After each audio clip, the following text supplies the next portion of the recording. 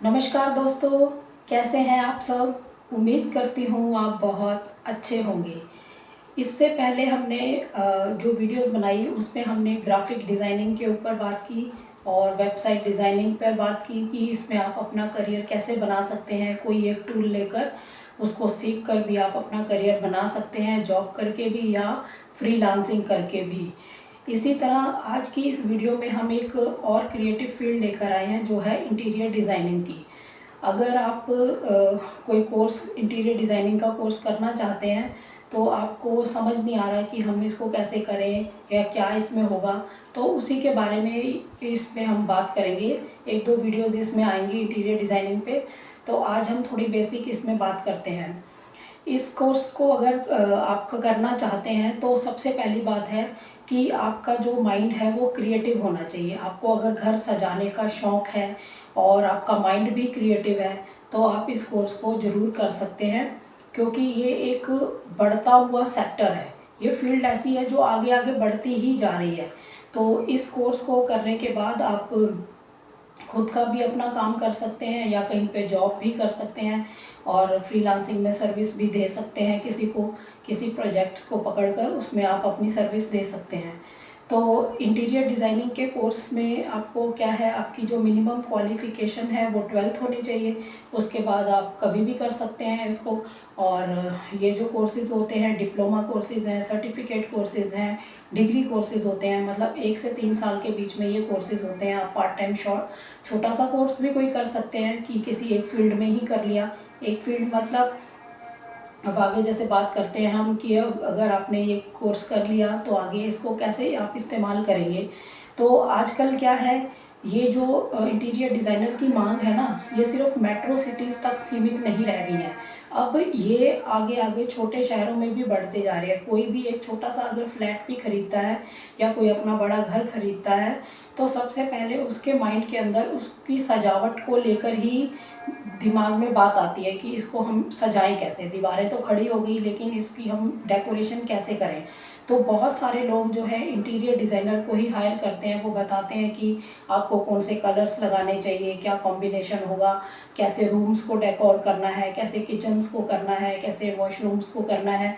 ये सारी चीज़ें वो उसमें उनको पता होता है। मतलब उनके अंदर ये क्रिएटिव माइंड उनका जो होता है वो आपको डिज़ाइन क्रिएट करके देता है कि आप ऐसे। और जिसमें जो सिखाया जाता है वो मेन यही है कि आपको छोटे स्पेस के अंदर भी सारे सामानों को उसमें एडजस्ट भी करना है, स्पेस भी रखना है और अच्छा भी लगे उस तरह की आपको डिज़ाइनिंग करके उनको देनी है।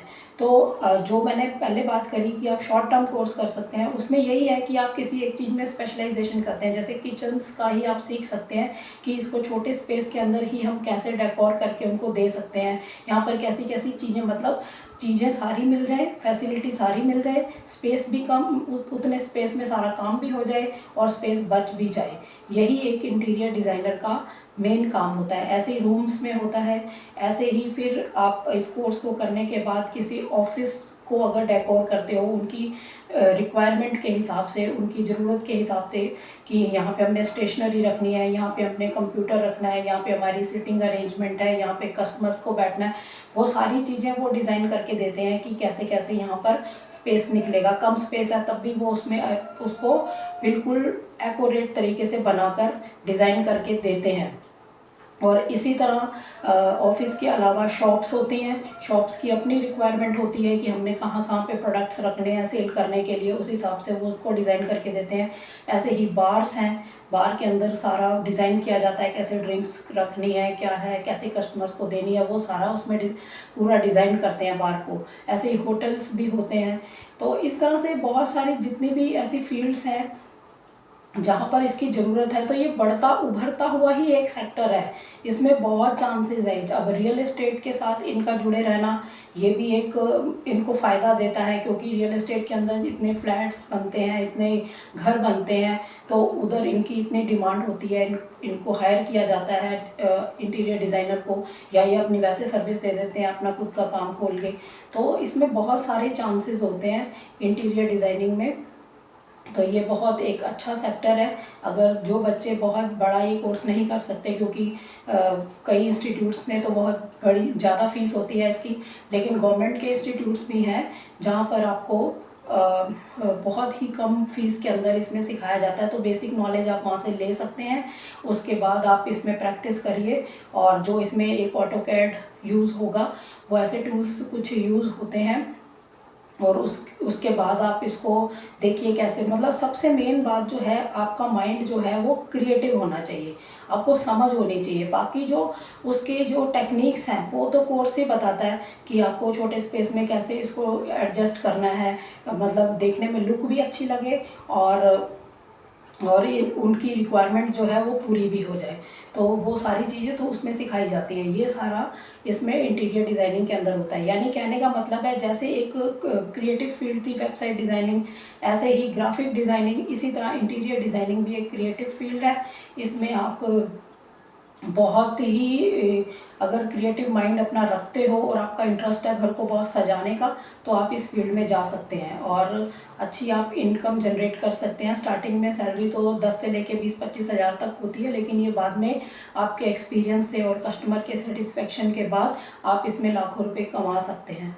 तो आज की इस वीडियो में हम इसको यहीं ख़त्म करते हैं, क्योंकि वीडियो ज़्यादा लंबी हो जाएगी। लेकिन इंटीरियर डिज़ाइनिंग पे नेक्स्ट ही वीडियो, कल या परसों में हम एक और वीडियो डालेंगे, जिसमें आपको पूरा डिटेल में इसके बारे में बताएंगे कि कहाँ कहाँ इसमें चांसेस होते हैं। तो वो सारी डिटेल्स हम नेक्स्ट वीडियो में देंगे। तो चलिए दोस्तों, नेक्स्ट वीडियो में जल्दी मिलते हैं और अच्छी जानकारी के साथ, पूरी डिटेल्स के साथ। तब तक के लिए थैंक यू। जय हिंद, जय भारत।